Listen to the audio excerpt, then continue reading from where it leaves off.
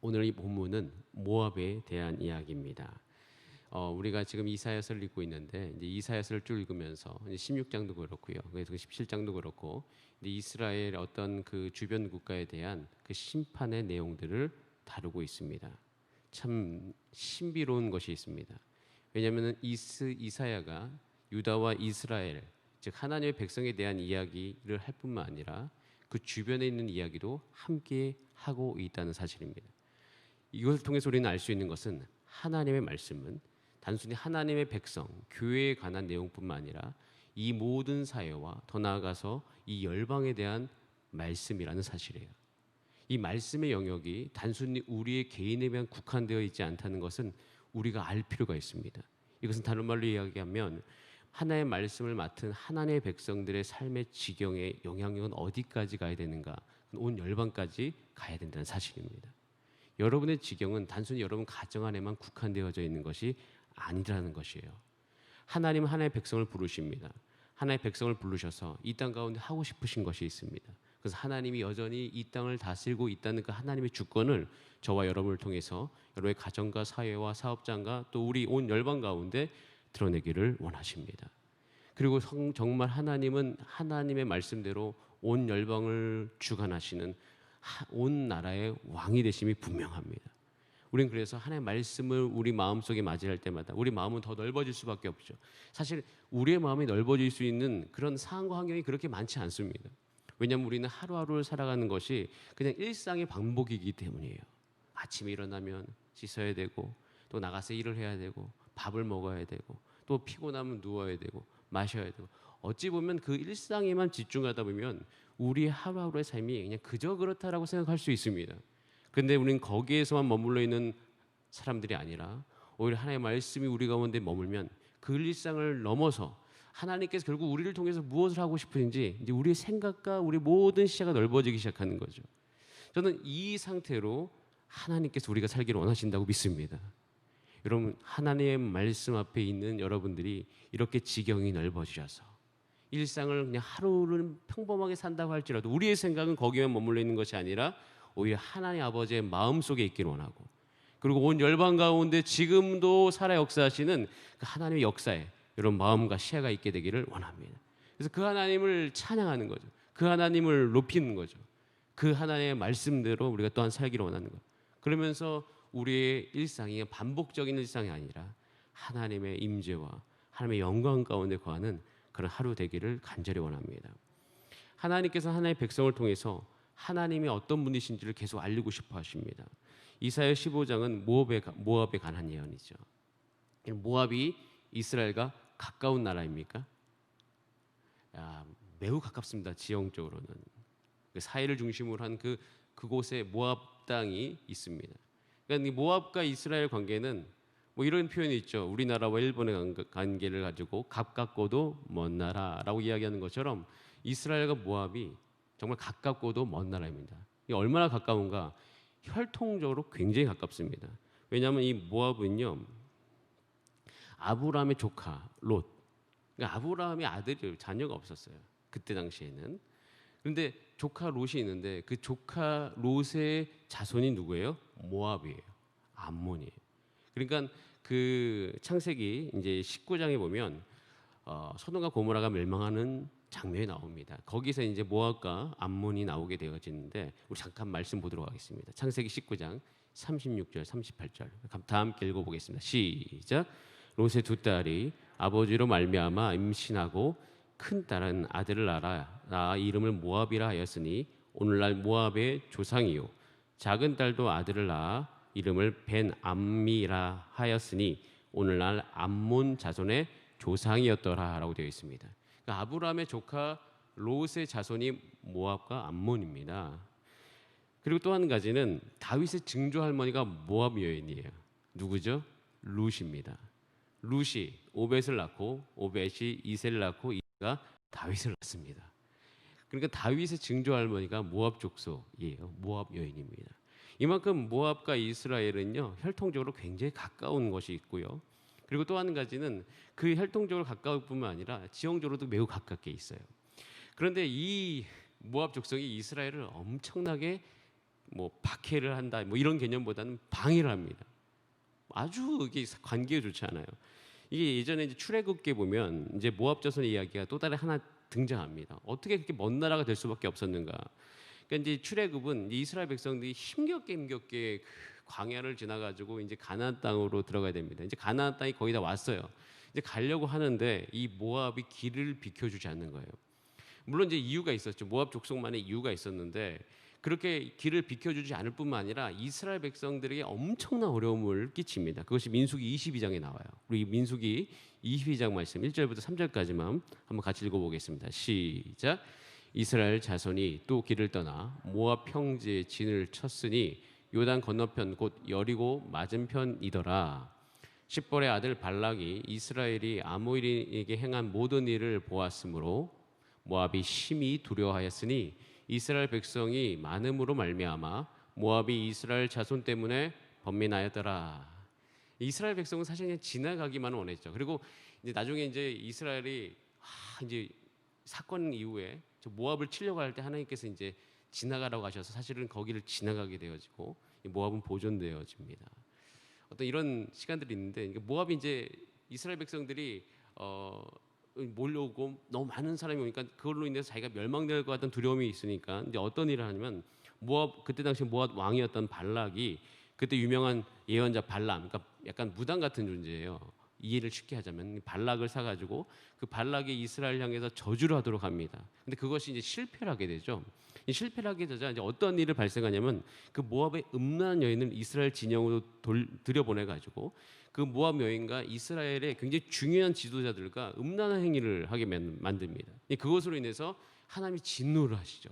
진노를 해서 그 진영 이스라엘 진영에 연병이 돌아가지고 그걸로 말미암아 24,000명이 죽습니다.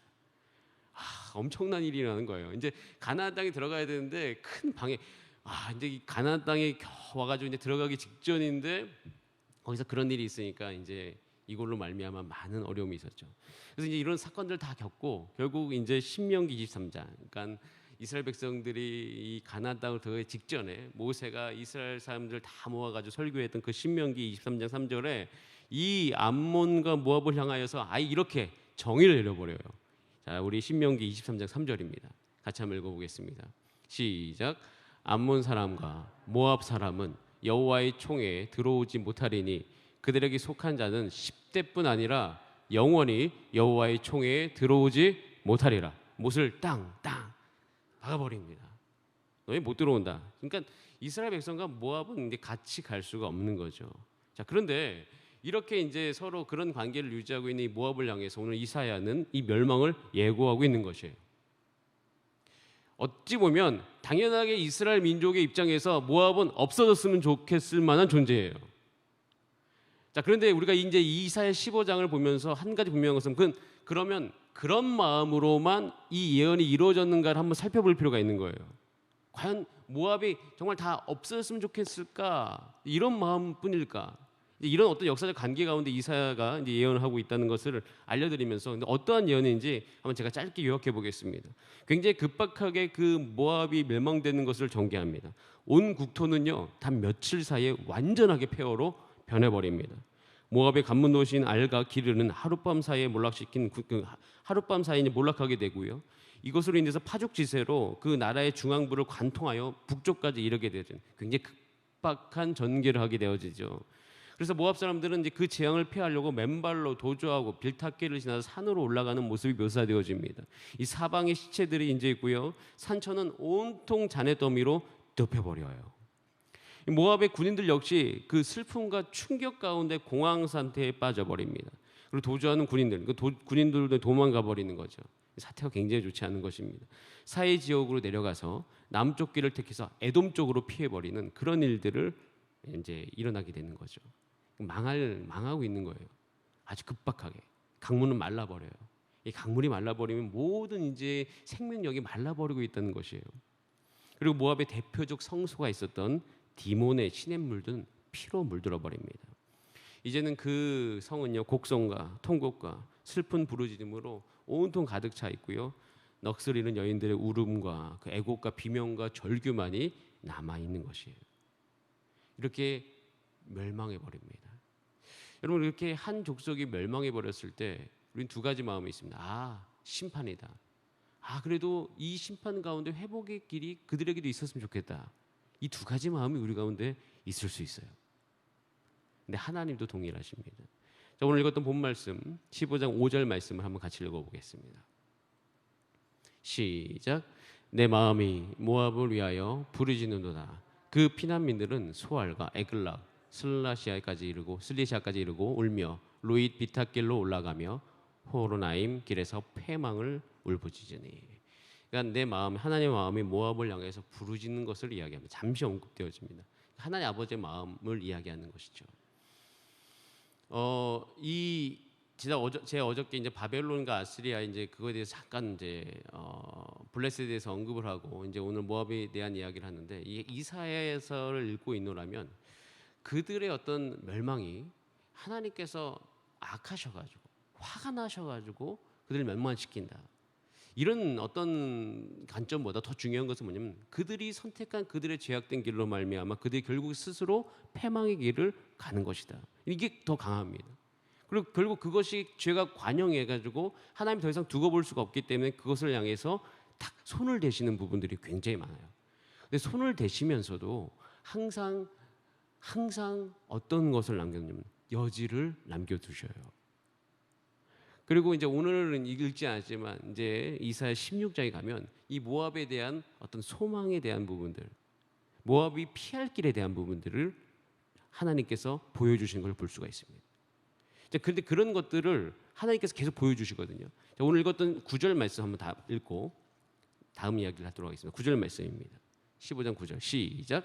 디몬 물에는 피가 가득함이로다. 그럴지라도 내가 디몬의 재앙을 더 내리되 모압에 도피한 자 그 땅에 남은 자에게 뭐를 보내리라? 사자를 보내리라. 이 남은 자에 대한 부분 이야기예요. 저는 이제 보세요. 모압에 대한 이 멸망에 대해서 이사야를 통해서 하고 있어요. 자, 이사야서를 통해서 이제 이걸 하나님의 백성들이 하나님의 말씀을 대언하고 있다는 거죠. 이걸 신탁이라고 하는, 신적인 계시를 하나님을 대신해서 하는 것을 신탁이라고 하는데, 이것을 이스라엘 백성이 하고 있다고. 왜 이걸 그렇게 하실까요? 하나님께서. 이것을 이제 우리가 현대적인 말로 이야기하면 여러분들 주변에 이웃들이 있잖아요. 예수님 믿지 않아요. 또 때로는 여러분을 괴롭힐 수도 있어요. 여러분이 의롭게 산다는 이유 하나만으로. 그러면 그 사람을 향한 멸망에 대한 것들, 그 사람이 결국에 대한 것을 결국 누구에게 맡기신다는 거예요? 여러분에게 맡기신다는 거예요. 만약 우리가 이것을 예를 들자면 왜 하나님은 그렇게 하실까요? 이게 매우 중요한 부분입니다. 왜 하나님은 그렇게 하시냐면 두 가지 이유 때문이에요. 첫 번째, 하나님은 열방의 주권자이시기 때문입니다. 모든 흥망성쇠를 하나님이 가지고 계시기 때문이에요. 그렇기 때문에 그렇게 하시는 것입니다. 두 번째는 뭐냐면, 그럼 그렇게 하나님을 아는 백성을 통해서 그 주변 사람들이 그렇게 되지 않게 되기를 하나님께서 원하시기 때문이에요. 저와 여러분은 결국 하나님의 말씀으로 이 세상이 통치되는 것을 아셔야 됩니다. 그리고 하나님의 말씀을 말미암아 우리 주변 사람들의 결국이 결정되어진 것도 아셔야 됩니다. 여러분의 가족 중에 예수 그리스도를 믿지 않는다면 그 사람은 죽음 이후에 지옥에 이를 수밖에 없는 하나님의 아버지의 말씀에 대해서 여러분이 아셔야 되는 거예요. 왜? 그들의 결국이 그렇게 되어 있으니까. 그러니까 이사야는 왜 이야기를 하냐면 결국 이 땅은 뭐에 의해서 돌아가게 되냐면 하나님의 말씀에 의해서 돌아가게 되어 있다는 것입니다. 이것을 확신하고 이야기하는 거예요. 그렇기 때문에 이 이야기를 할 수 있는 겁니다. 그래서 우리는 이 이사야 말씀을 읽으면 읽을수록 우리 가운데 분명해져야 되는 것은 결국에는 지금 우리가 보내고 있는 이 시기도 결국 무엇대로 흘러가게 되어 있다? 하나님의 말씀으로 말미암아 흘러가게 되어 있다. 이것에 대해서 우리는 알아야 되는 거예요. 이걸 알고 있으면 우리는 이사야서에 대한 관점이 분명해질 수 있는 것입니다. 여러분, 이것에 대해서 사도 바울은 사도행전 12장 24절에 누가가 분명한 관점을 보여주고 있어요. 우리 사도행전 12장 24절 말씀을 같이 읽어보겠습니다. 시작. 하나님의 말씀은 흥왕하여 더하더라. 자, 한 번 더 읽어보겠습니다. 시작. 하나님의 말씀은 흥왕하여 더하더라. 사도행전 12장을 쭉 읽어보면 이제 그때 당시에 헤롯 이야기가 나옵니다. 제가 이 부분은 여러분들과 함께 설교를 나눈 적이 있습니다. 헤롯은 그때 당시에 굉장한 대왕이었죠. 영향력이 있는 사람이에요. 그리고 사도행 12장은 그 헤롯 대왕이 가이사랴에 간 이야기를 나옵니다. 그래서 가이사랴도 그 헤롯 대왕이 온다는 것으로 말미암아 모든 걸 다 준비합니다. 가이사랴는 그때 당시에 굉장히 큰 도시였고 번영된 도시고요. 그때 모든 문명을 그 담은 도시가 가이사랴예요. 거기에 보면은 이 로마 황제를 향한 신전도 있었을 정도로 굉장히 큰 도시예요.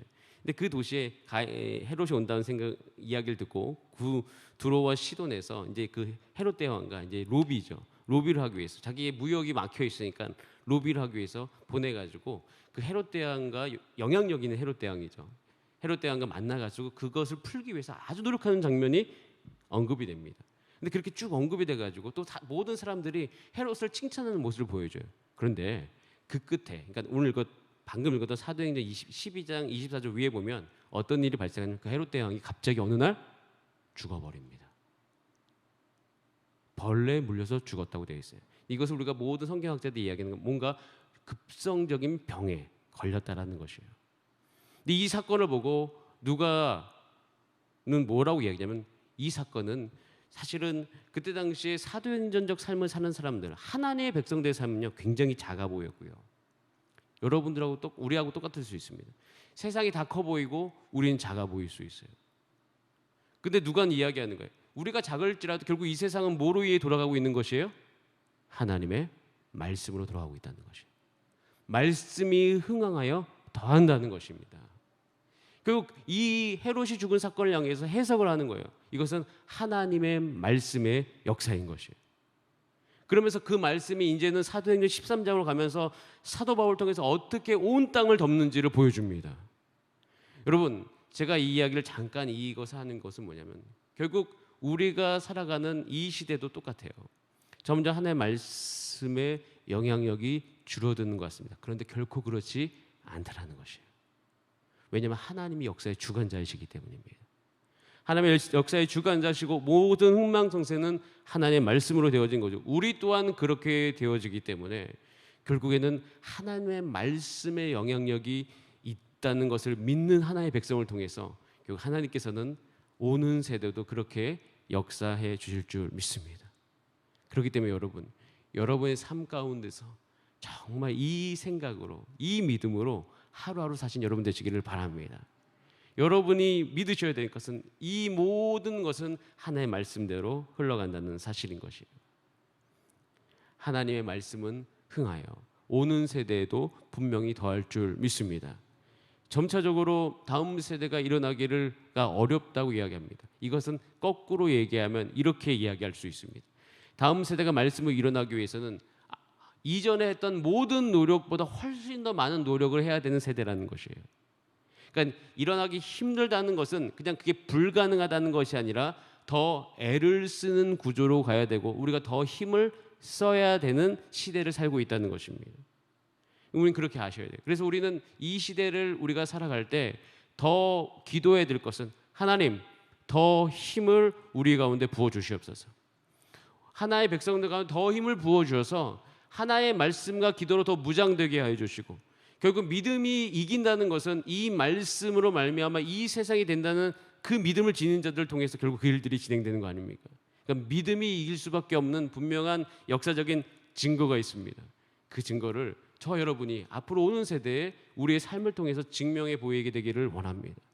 여러분 그래서 기도해 주시고 더 하나님 말씀 앞에 집중해 주시고 더 하나님 앞에 말씀 앞에 나와서 말씀을 듣고 그것을 믿음으로 반응하고 기도하고 그 기도 가운데 하나님의 증거를 이루는 저와 여러분의 삶이 되기를 원합니다.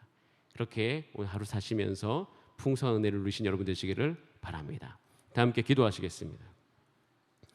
이전 기도하실 때 하나님 이스라엘을 통해서 주변 국가의 예언이 되어지고 있습니다.